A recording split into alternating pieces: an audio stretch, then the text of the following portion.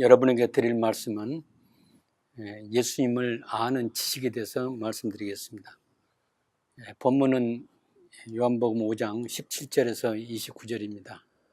제가 본문을 천천히 읽겠습니다. 그 후에 유대인의 명절이 있어 예수께서 예루살렘에 올라가시니라. 예루살렘에 있는 양문 곁에 히브리 말로 베데스다라 하는 못이 있는데 거기에 행각 5이 있고 그 안에 많은 병자, 소경, 절뚝발이, 혈기 마른 자들이 누워 물의 동함을 기다리니 이는 천사가 가끔 못에 내려와 물을 동하게 하는데 동한 후에 먼저 들어간 자는 어떤 병에 걸렸든지 낫게 되밀어라. 거기서 38년 된 병자가 있더라. 예수께서 그 누우신 것을 보고 병이 벌써 오랜 줄 아시고 이르시되 네가 낫고자 하느냐? 병자가 대답하되 주여, 물이 동할 때 나를 못에 넣어줄 사람이 없어 내가 가는 동안 다른 사람이 먼저 내려가나이다. 예수께서 가라사대 일어나 내 자리를 들고 걸어가라 하시니 그 사람이 곧 나아서 자리를 들고 걸어가니라. 이 날은 안식일이니 유대인들이 병 나은 사람에게 이르되 안식일인데 네가 자리를 들고 가는 것이 옳지 아니하니라. 대답하되 나를 낫게 한 그가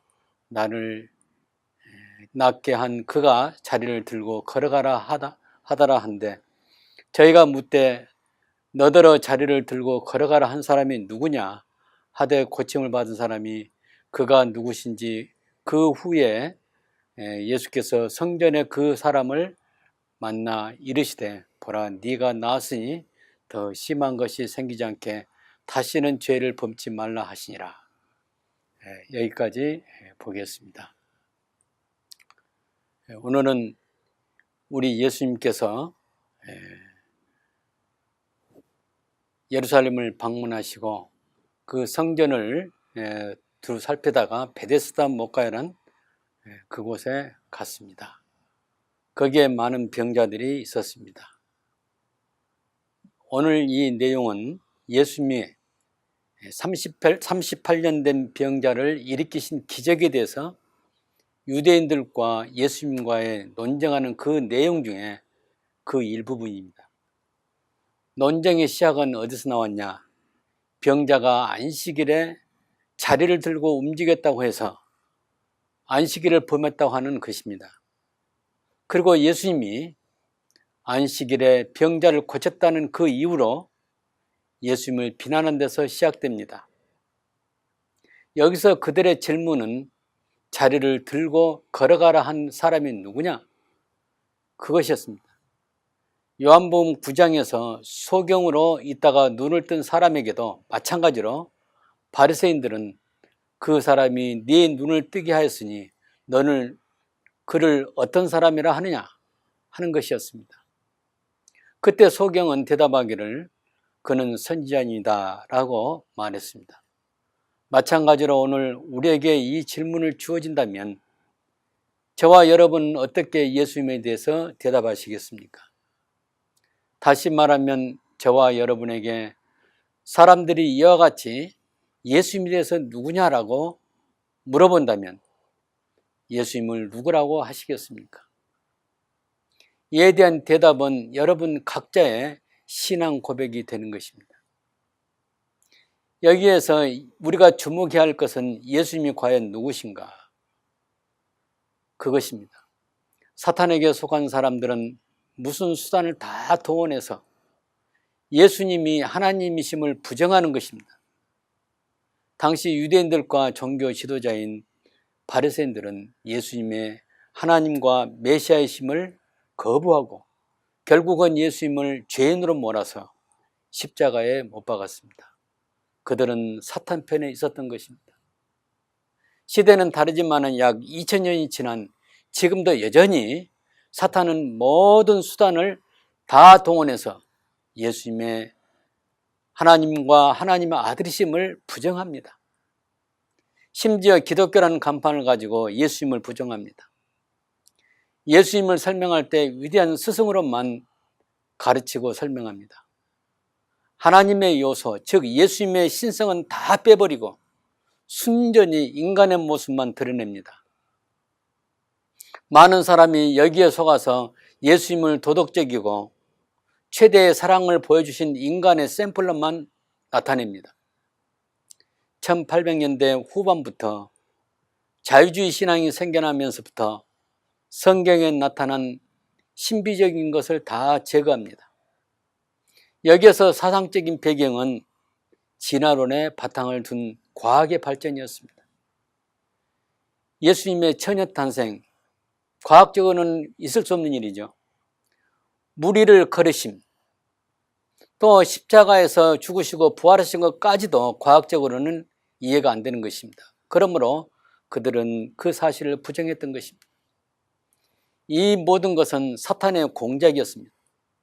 기독교란 간판 아래서 이루어졌기 때문에 많은 신자들이 여기에 미혹되었습니다. 예수님은 요한복음 5장에서 자신을 하나님으로 나타내십니다. 이것을 다른 말로 계시라고 합니다. 겉으로는 사람이지만 하나님으로 나타나신 것입니다. 그 현장에서 어떤 사람은 사람으로, 어떤 사람은 하나님으로 봅니다. 바리새인들은 예수님을 목수의 아들로 사람으로 알았습니다. 그러나 베데스다의 목가에 앉은 38년 된 병자는 달랐습니다. 그분은 능력이 있는 분, 내 병을 낫게 해주신 분으로, 하나님이 보내주신 분으로, 그리고 나중에 그분을 하나님으로 알았습니다. 그냥 겉보기에는 평범한 인간이시지만 영적인 안목으로 볼 때 보통 인간이 아니라 비록 인간의 형체로 계셨지만은 하나님이신 것입니다. 예수께서 하나님을 자신의 아버지라고 말하심으로 바리새인들이 하나님과 동등으로 삼다고 해서 예수님을 죽이려 한 것입니다. 성경에 아버지가 나오고 아들이 나오고 또 아버지와 아들로부터 나오는 성령이 있다고 말합니다. 이는 모두 하나님을 말하는 것입니다. 성경에 세 가지로 표현되지만 실제는 분리되지 않은 한 하나님이신 것입니다. 우리는 이것을 삼위일체라고 말합니다.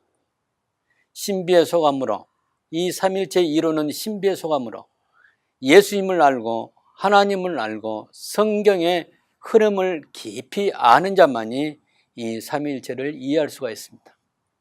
오늘날 성경을 읽지 않고 삼일체에 대해서 비판하는 사람은 여전히 하나님의 자녀가 되지 못한 사람으로 단지 인간의 상식만 적용하는 사람입니다. 예수님이 지상에서 자신을 직접 하나님 자신이라고 설명하지 않고 하나님이 보내신 자 아니면 아들로 표현하는 것은 당시의 특수한 상황으로 표현한 것입니다. 사도 요한은 보이지 않는 하나님이 보이는 하나님으로 오신 사실을 이렇게 설명합니다. 말씀이 육신이 되셨다, 이렇게 기록합니다. 예수님은 하나님의 자신으로 심판하는 권세를 가지신 분입니다. 하나님이 아니시면 이러한 권세를 가질 수 없습니다.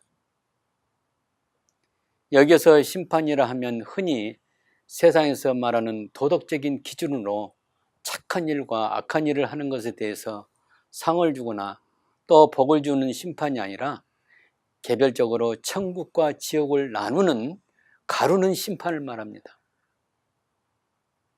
천국과 지옥은 마치 동이 서가 먼 것처럼 극과 극이 된 것입니다.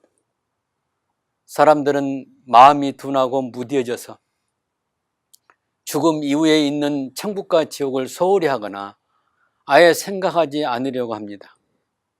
그러나 분명한 것은 이보다 더 중요한 일은 없습니다. 어쩌면 우리의 지상에서 삶의 목표가 천국을 바라보고 준비하는 것입니다. 날마다 아니라 내 말을 듣고 나 보내실 믿는 자에게는 영생을 얻었고 사망에서 생명으로 옮겨느니라. 오늘 5장 24절의 말씀입니다. 우리는 예수님을 믿기 전에는 죄 아래 놓여 있었고 사망 상태에 있었는데 그냥 내버려 두면 저절로 지옥에 가는 자가 될 수밖에 없습니다. 하나님이 보내신 자 예수 그리스도를 구주로 시인하고 받아들이기 때문에 하나님의 자녀 혹은 천국 시민, 거룩한 백성, 왕같은 제사장이라는 신분을 얻어서 하나님과 함께 영생하는 것입니다. 그 심판하는 권세를 예수님이 가지고 계십니다. 심판의 결과는 생명의 부활과 사망의 부활입니다. 그 이후의 상태는 영생과 영벌인 것입니다. 우리 예수님 말씀하기를 진실로 내게 이르노니 죽은 자들이 하나님의 아들의 음성을 들을 때가 오나니 곧 이때라. 듣는 자는 살아나리라. 무덤에 있는 자가 다 그의 음성을 들을 때가 오나니 선한 일을 행하는 자는 생명의 부활로, 악한 일을 행하는 자는 심판의 부활로 나오리라. 여기서 선한 일이라는 것은 예수 그리스도를 믿는 것입니다. 악한 행실은 바로 예수 그리스도를 믿지 아니한 것입니다. 자, 그러면 예수님을 어떻게 알게 됩니까? 예수님을 어떻게 신냐에 따라서 그에게는 영생과 사망이 결정됩니다. 이 지상은 자기 수명대로 먹고 살다가 사라지는 장소가 아니라 하나님의 아들 예수 그리스도의 음성을 듣는 장소이며 장차 심판이 있음을 알고 천국을 준비하는 장소입니다.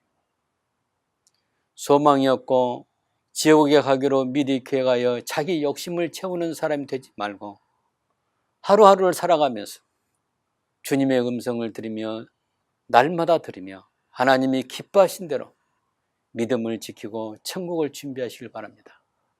이것이 바로 우리의 최후의 승리입니다. 최선을 다해서 복음을 전하고 하나님과 하나님의 나라와 교회를 위해서 헌신하는 저와 여러분이 되기를 바랍니다. 우리 예수님은 성경의 중심의 인물입니다. 우리가 다 읽지 않았지만 요한복음 5장 37절부터 43절까지 사도 요한은 바로 자기가 말씀한 것을 확증합니다. 사도 요한이 요한복음 1장 10절에서 11절에 그가 세상에 계셨으며 세상은 그로 말미암아 지은 바 되었지만은 그를 알지 못하였고 자기 땅에 오매 자기 백성이 영접하지 아니하였으나 이렇게 말합니다. 오늘 본문에서는 예수님이 안식일에 병자를 고침으로 유대인들이 안식일을 범했다고 하는 자리에서 자신을 증거하는 것은 바로 세례 요한이 아니고 하나님께서 친히 증거해 주신다고 말씀합니다. 그 가운데 오늘 우리가 유의해서 보아야 할 이 말씀은 39절입니다. 너희가 성경에서 영생을 얻는 줄 생각하고 성경을 부지런히 연구하고 있는데 이 성경이 곧 내게 대하여 증거하느니라. 그것입니다. 그들은 구약 성경이 증거하는 예수님을 바로 눈앞에서 보면서도 알아보지 못한 불행한 사람들이었습니다.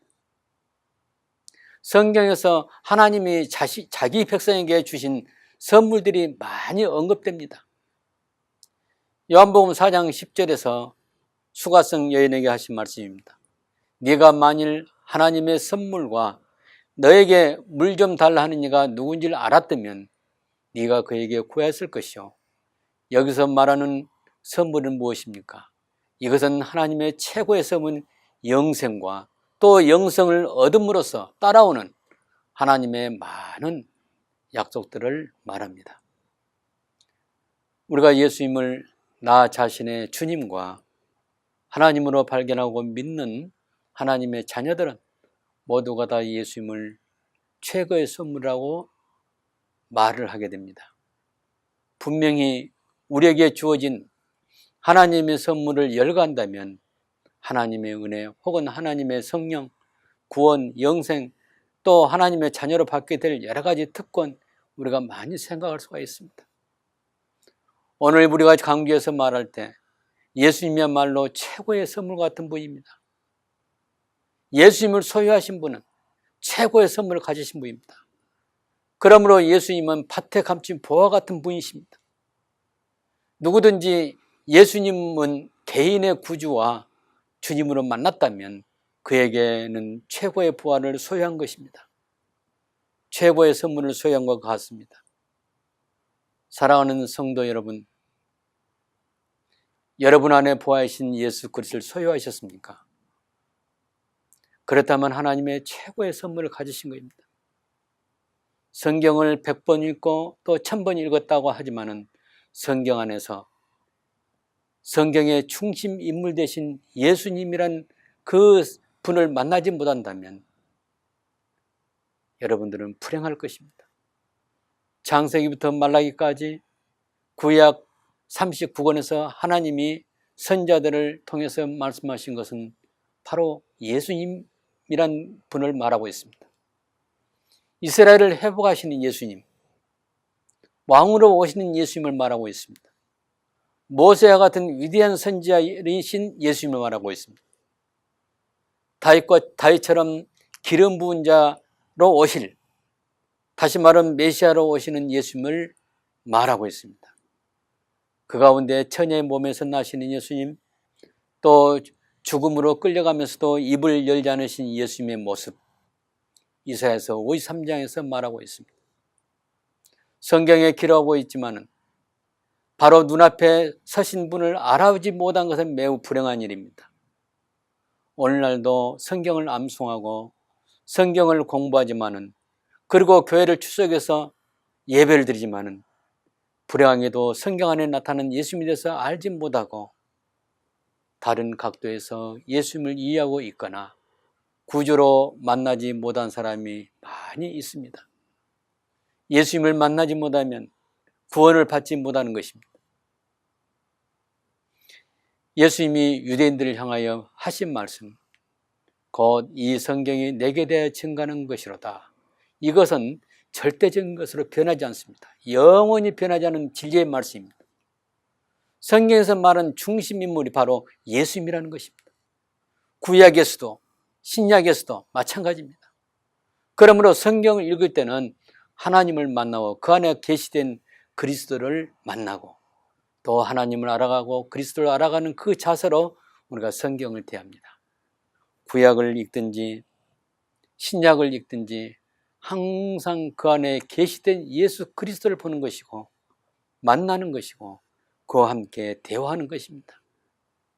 만약 성경 안에서 어떤 교훈을 찾기 위해서 성경을 읽는다면 그 자체가 사탄이 자기 목적에 맞는 방향으로 오히려 하나님과 거리가 먼 지식을 심을 수 있는 것입니다.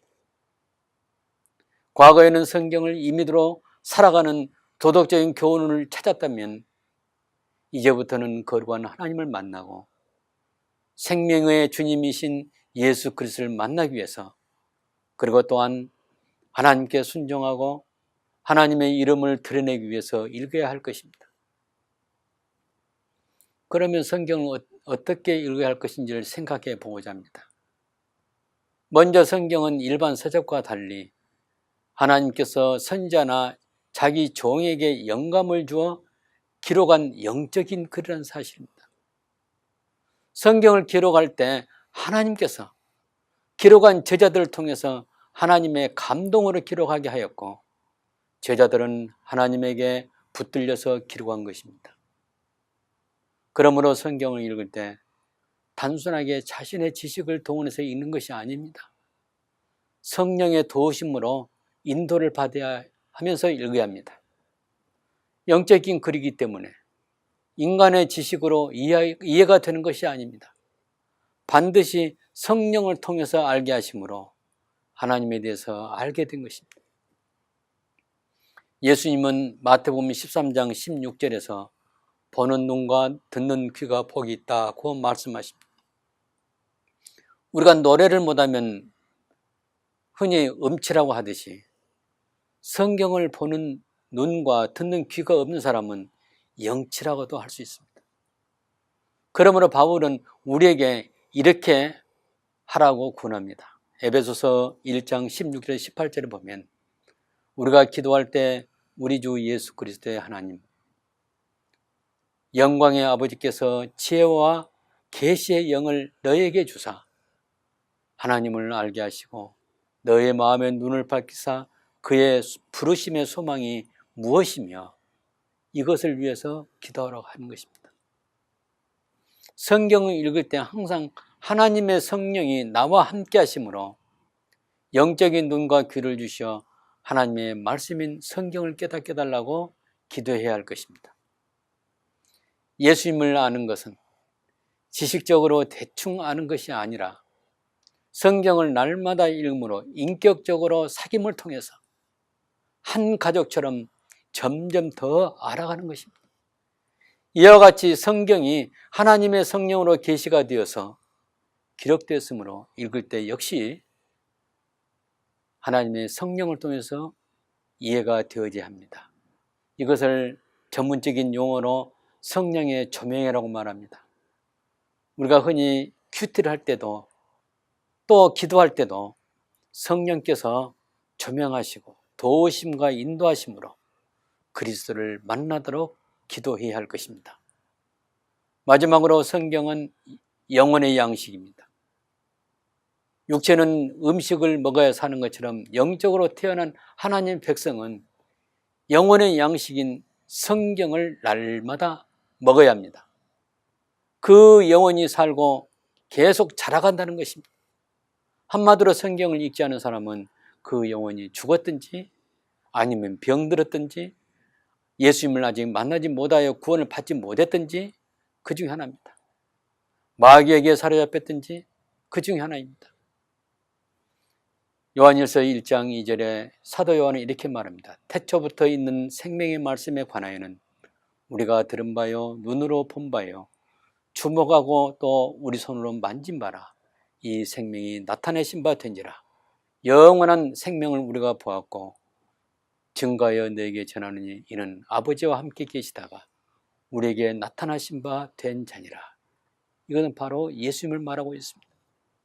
이 말씀엔 사도 요한이 이 생명이 나타나신 바 된지라. 이 영원한 생명을 우리가 보았고 너에게 전하니 이는 아버지와 함께 계시다가 우리에게 나타나신 바 된 자니라고 말합니다. 이 말은 예수 그리스도가 영원한 생명이시고 우리 가운데 오셔서 사도들이 보았다고 하는 말하는 바로 그분입니다. 우리는 그로부터 약 2000년이 지났지만은 지금도 우리는 성경을 통해서 사도가 전해준 그 예수 그리스도를 만나는 것입니다. 우리는 매일매일 읽는 성경을 통해서 하나님과 예수 그리스도를 만나고 있습니다.